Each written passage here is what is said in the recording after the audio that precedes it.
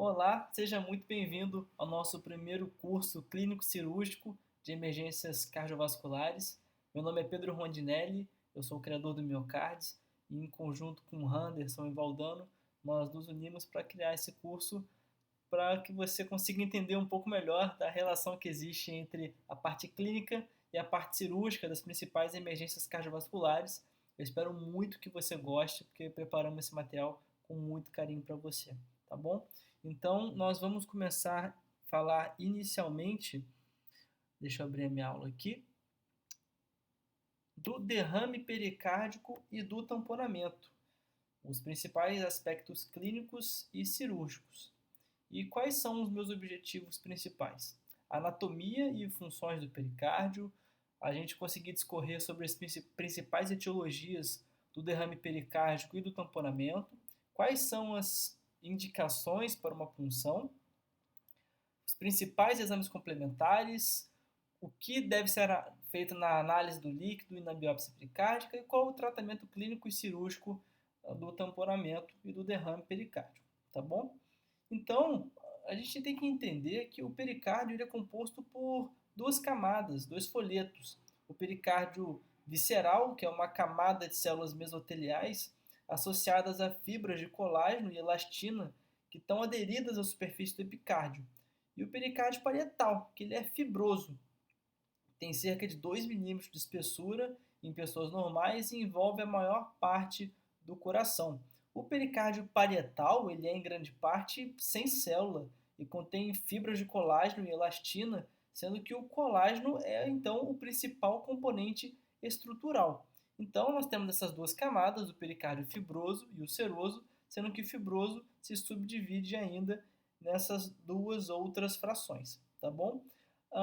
O espaço pericárdico, aliás, o pericárdio visceral, ele se reflete posteriormente perto da origem dos grandes vasos e torna-se contínuo com o pericárdio parietal e forma a sua camada interna.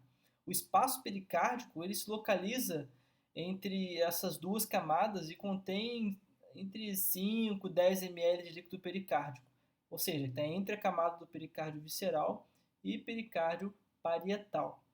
A reflexão do pericárdio visceral ela ocorre poucos centímetros antes das junções da veia cava com o ato direito, sendo que porções desses dois vasos elas se situam dentro então do saco pericárdico.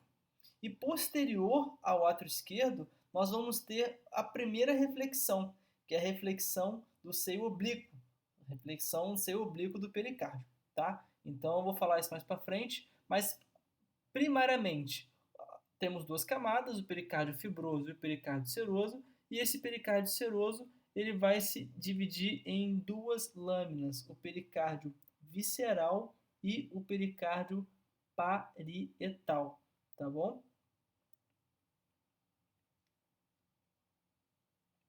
Quais são então os dois seios que existem, os seios que compõem o pericárdio? Só temos o seio oblíquo e o seio transverso. O seio oblíquo é aquele que é posterior ao átrio esquerdo, que está entre as quatro veias pulmonares e ele é medial à veia cava inferior.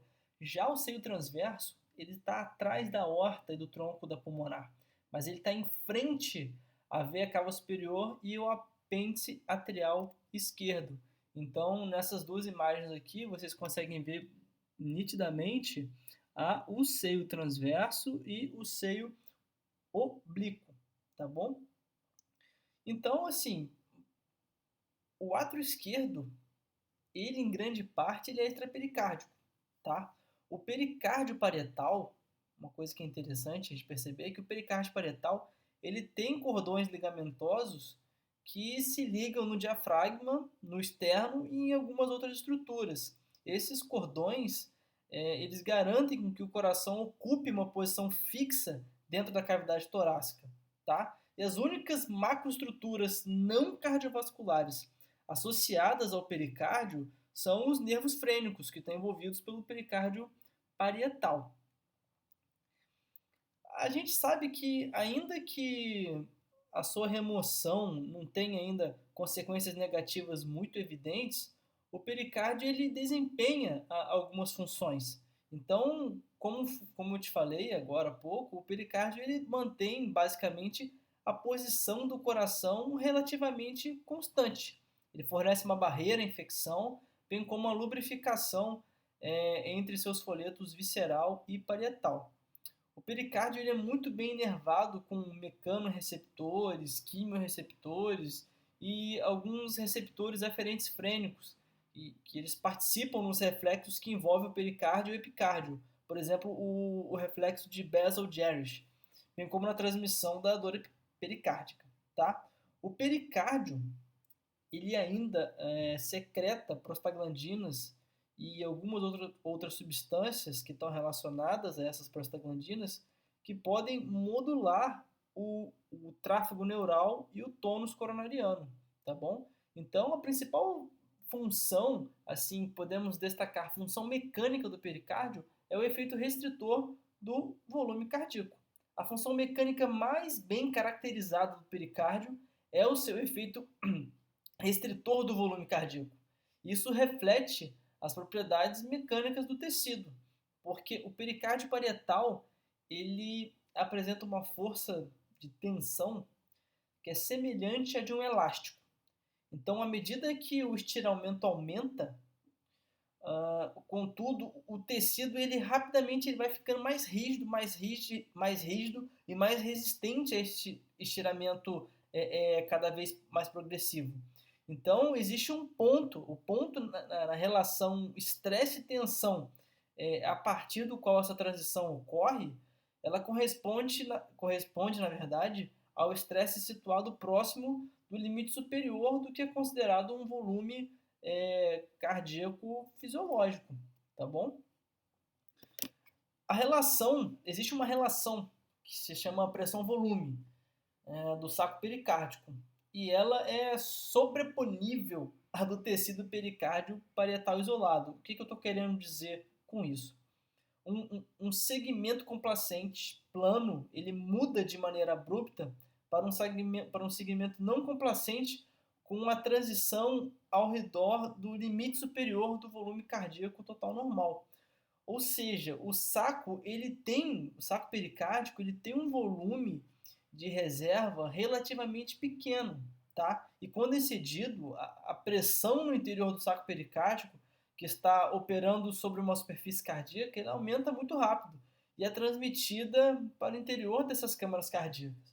Então, a forma da curva de pressão-volume pericárdica, ela mostra que uma vez que você tem um nível crítico de líquido intrapericárdico, você tem um nível crítico de líquido intrapericárdico alcançado, quantidade de líquido relativamente pequena já provoca um grande aumento na pressão intrapericárdica, com um efeito muito, muito forte na função cardíaca. Inversamente, a remoção de pequenas quantidades de fluido já resulta, então, em grande benefício. A gente vai ver como isso vai ser importante para a gente quando a gente for falar da abordagem cirúrgica desses pacientes. Então, a relação pressão-volume do pericárdio, ela sugere que, normalmente, a força excedida na superfície do coração, ela pode limitar o enchimento, como um componente da pressão intracavitária, representando a transmissão da pressão pericárdica. Então, essa pressão ela é proporcionalmente mais importante para o lado direito do coração.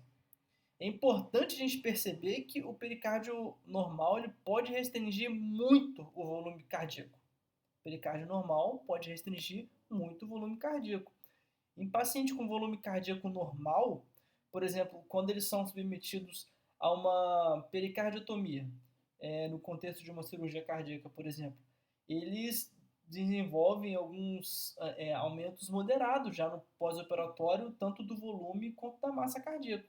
Então, esse achado ele é muito compatível com esse alívio da restrição que normalmente o pericárdio exerce durante o enchimento cardíaco. Então, o pericárdio normal ele contribui para o que chama de interação diastólica. O que eu quero dizer com isso?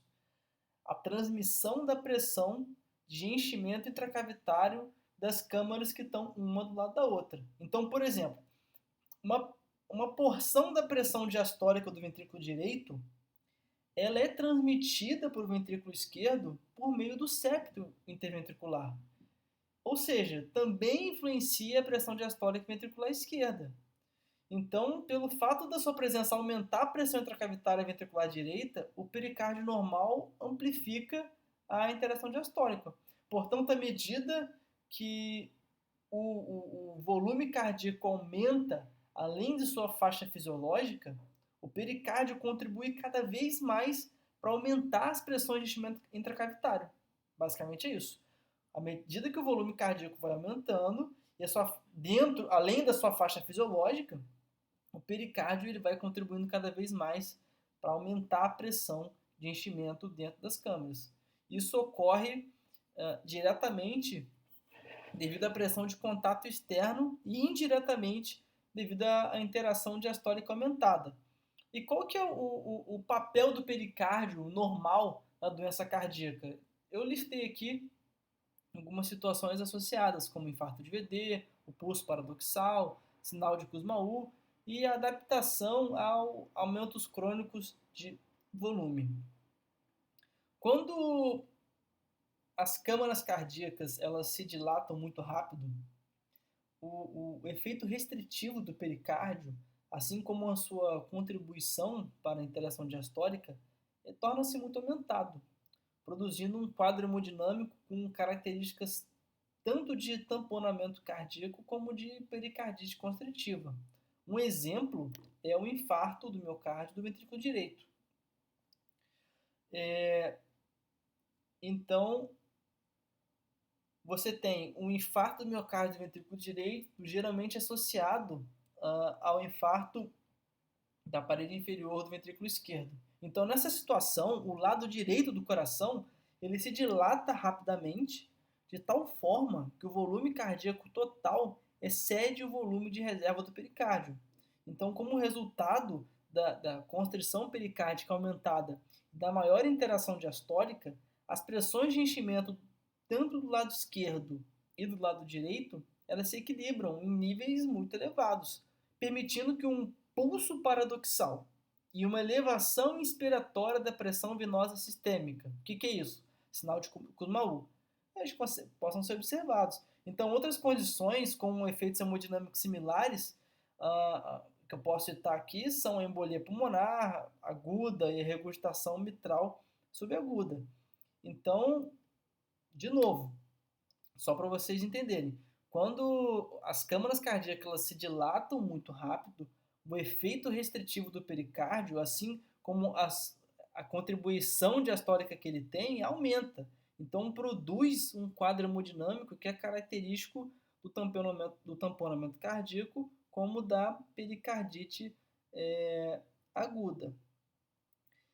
Já a dilatação cardíaca crônica, em virtude de uma cardiomiopatia dilatada, ou se esse paciente tiver uma doença valvar regurgitante, ele pode resultar em volumes cardíacos próximos do limite do volume de reserva do pericárdio.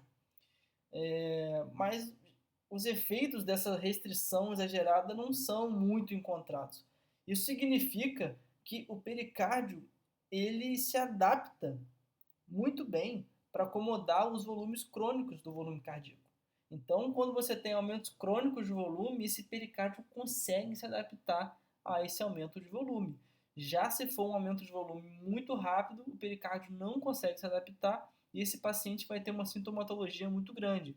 Ou seja, durante a tua avaliação, a gente vai ver isso mais para frente, não necessariamente o tamanho da lâmina de pericárdio que você está vendo ali no eco, que é o mais importante. Às vezes você pode ter um volume relativamente pequeno, mas como ele se deu de instalação muito abrupta, o paciente vai ser muito mais sintomático.